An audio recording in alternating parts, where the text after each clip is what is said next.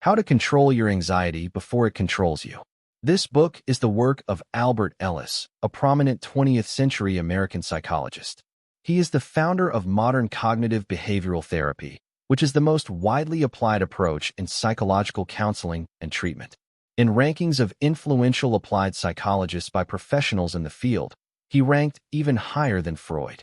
As a child, Ellis was extremely shy, afraid of public speaking, fearful of interacting with strangers, and particularly terrified of talking to girls he liked. This mindset of wanting something, but being too afraid of failure to pursue it stems from anxiety. Ellis later overcame his anxiety through practice. Afraid of public speaking? He forced himself to give speeches. Scared of talking to women? He went to parks daily and attempted to politely converse with every woman he encountered. In 1 month, Ellis approached over 130 strange women. While about 30 immediately walked away, most engaged in pleasant conversations with him. Ellis compared this process to a child getting acquainted with a family pet. At first, they might be scared and only observe from a distance, but gradually they move closer. Soon enough, the child loses their fear and even dares to pet the animal. This progressive approach can be used to overcome psychological barriers, helping you gradually adapt to things you initially feared, and can be applied to eliminate anxiety. Later, Ellis developed a deeper understanding of anxiety. He began to realize that unlike anger, irritation, depression, and guilt, anxiety isn't entirely negative.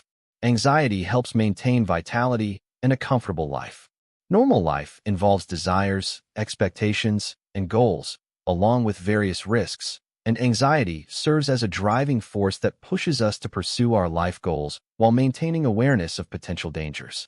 Regarding anxiety, we don't need to eliminate it completely, but rather control it reasonably and minimize its negative impacts. Ellis stated that healthy anxiety almost always arises from realistic or rational fears. Excessive anxiety stems from unrealistic imagination. For example, being worried about getting hit by a car while crossing a busy street is rational anxiety that helps keep you alert. However, constantly worrying about getting hit by a car while walking on the sidewalk is excessive anxiety. Similarly, if you're performing well at work but constantly fear criticism or dismissal from your boss, that's also excessive anxiety. It's like the story of Chicken Little who worried the sky was falling. Being anxious about extremely unlikely events is unhealthy. By now, you probably understand that anxiety is generated by irrational beliefs. We've discussed this concept of irrational beliefs several times in Controlling Anger and Why Do Others Always Influence My Emotions. It's also a core concept in Ellis's Rational Emotive Behavior Therapy, REBT. Let's review the REBT formula. A times B equals C. Your emotion, C, is determined by both the activating event, A, and your beliefs, B, about that event. Beliefs can be either rational or irrational. If you frequently have extreme reactions to situations, you're operating on irrational beliefs. In this formula, A is a fixed fact that we can't change, it's a constant. But B is a variable that determines C, your emotions. If your beliefs are irrational, you'll experience unhealthy emotions, specifically anxiety in this case. Therefore, we need to adjust B, your beliefs.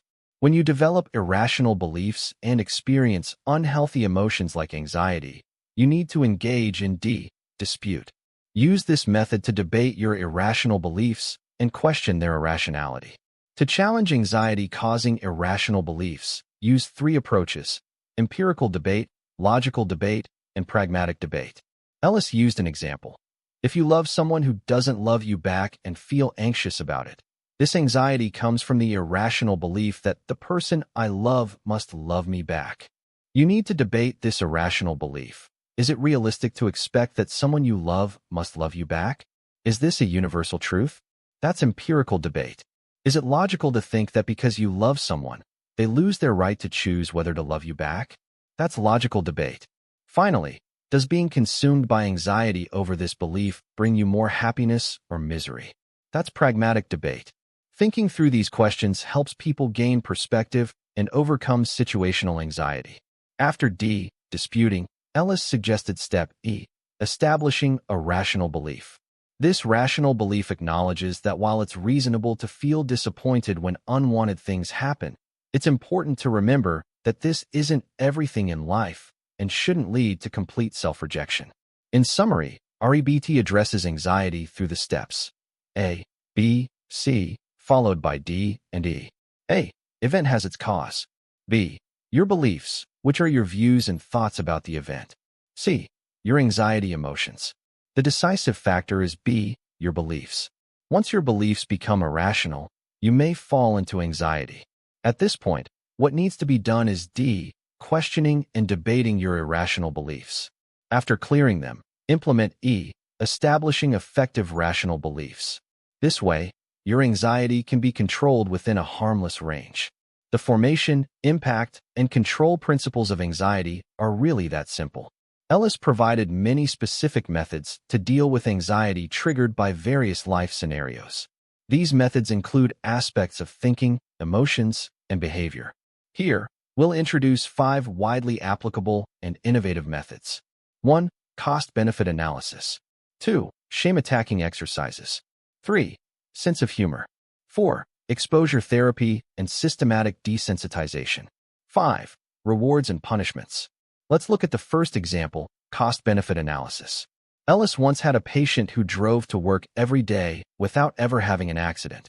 However, after hearing about his friend's car accident, he became very nervous and never dared to drive again, even becoming afraid at the mere thought of driving. Ellis's therapy for him involved sitting together and writing down all the inconveniences of refusing to drive on a piece of paper. Things like travel difficulties, having to use crowded public transportation, possibly being late for work, etc. On the other side of the paper, they wrote down the potential risks of driving. As mentioned before, he was always a safe driver, so this risk probability was actually very low. Then, they wrote down all the conveniences that driving could bring. All those previous inconveniences would be solved. They also wrote down the cost of doing this, which was overcoming his fear. The comparison made everything clear. The patient discovered that the short-term discomfort of overcoming fear was much more beneficial than staying in fear forever. Ellis said that cost-benefit analysis can solve many anxieties because once the costs and benefits are very clear, a rational person will try to overcome difficulties and change the irrational beliefs that cause anxiety. The second method is shame-attacking exercises. Many anxiety emotions come from self-blame due to past mistakes. These mistakes might indeed be serious, but if we keep dwelling on them without moving forward, it could cause significant damage to our mental and physical health and doesn't help solve anything. So we need to find and tackle the source of our shame and self-blame. Ellis gave an example of a female patient who had an accidental pregnancy as a minor, coming from a very conservative Catholic family. You can imagine the impact this had on her and her family. The girl became traumatized, withdrawn, and eventually developed depression. When she sought Ellis's help, he found that the root of all her problems was the shame she felt about her youthful behavior, leading her to avoid all human contact because she believed everyone looked down on her. Ellis designed a shame-attacking therapy for her, encouraging her to do unconventional things in public places, like wearing unusual clothes, wearing different shoes on each foot, or going to a clothing store to buy food. These were actions that might make others laugh or think foolish, but were harmless to both others and herself. Note that this is a bottom line. These activities help one get used to others' strange looks. Gradually, she became less concerned about others' opinions and stopped being anxious about how people viewed her. At the same time, she was able to let go of her past internally. Later, the young woman returned to a normal life, and her family was delighted with her progress. This demonstrates the power of shame attack exercises. By repeatedly practicing things that might make you feel ashamed, you eventually become desensitized and stop worrying about others' opinions. The third method is humor. This is the most interesting approach proposed by Ellis. When you encounter situations that make you nervous or embarrassed, try to view them from a humorous perspective. For example, if you're not good at public speaking and must give a presentation, seeing the audience's frowning faces might make you more nervous and discouraged. In such moments, visualize them in a comical situation. Imagine them sitting on toilets instead of in the audience seats, making uncomfortable faces. Doesn't that instantly make you feel more relaxed? Humor is the best way to relieve stress, so when something makes you anxious, try approaching it with a sense of humor. The fourth method combines exposure therapy and systematic desensitization. The earlier examples of Ellis practicing talking to strangers and children learning to approach animals are both forms of desensitization. Ellis used the example of someone afraid of snakes. First, have them imagine a snake half a mile away. Once they're comfortable with that and no longer anxious, have them imagine the snake a quarter-mile away, and so on until they can imagine the snake right in front of them. After mastering these visualizations, the next step would be visiting a reptile house at the zoo to observe snakes up close, ultimately overcoming their fear.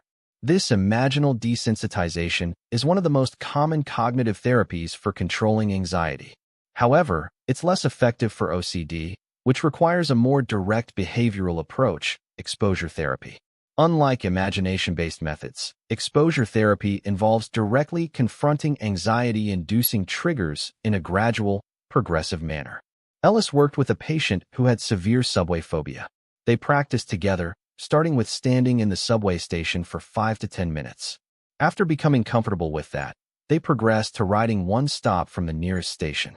Despite trembling and sweating, the patient would tell themselves, "Just one stop, just one stop." After getting off, they'd breathe a sigh of relief, realizing nothing dangerous had happened. Through repeated practice, they increased to 2 stops, then 3, until eventually, they could take hour-long subway rides without anxiety. The fifth method combines reinforcement and punishment. When facing something nerve-wracking but necessary, gather your courage to confront it rather than avoid it. Avoidance means letting anxiety about uncertainty control you, preventing self-mastery. Make an agreement with yourself. If you face the challenge, regardless of the outcome, reward yourself generously. If you avoid it, punish yourself by doing something even more unpleasant. Ellis shared a story about a lawyer who was highly skilled but struggled with courtroom arguments, which hindered her career advancement. For her next case, they assigned her a mediation case, her favorite type. This training approach helped her become increasingly comfortable with court appearances. However, during one case, she encountered an opposing counsel who particularly intimidated her, and she wanted to withdraw from the case to avoid confrontation. At this point, Ellis employed a penalty method. She asked the lawyer to put $1,000 in cash in an envelope with the opposing counsel's name and address. If she failed to appear in court on the scheduled date, the money would be sent to the opponent. Under this pressure, the lawyer finally stepped into the courtroom and faced her opponent. Although she lost the case, she overcame her anxiety and never avoided court debates again.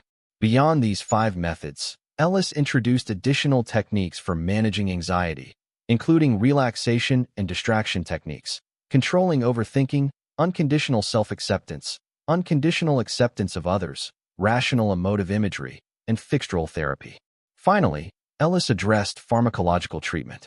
Modern neuroscience has increasingly demonstrated the connection between emotions and brain activity, leading to the development of medications targeting the nervous system to manage adverse emotional states. Antidepressants are now available. However, it's worth noting that since Ellis wrote this book in the previous century, we won't delve into the specific medications and treatments mentioned, as neuroscience has advanced significantly since then. It's better to stay informed about current developments in this field. Anxiety originates from within, and according to the ABC theory of rational emotive behavior therapy, your beliefs is the primary cause of anxiety. If these beliefs are irrational, they need to be challenged from realistic, logical, and practical perspectives. Then, step 1 involves establishing effective rational beliefs. Beyond this fundamental principle, Ellis provided numerous methods for various anxiety-inducing situations. These primarily include 1. Cost-benefit analysis. 2. Shame-attacking exercises. 3. Humor. 4. Exposure therapy and systematic desensitization. 5. Reinforcement and punishment.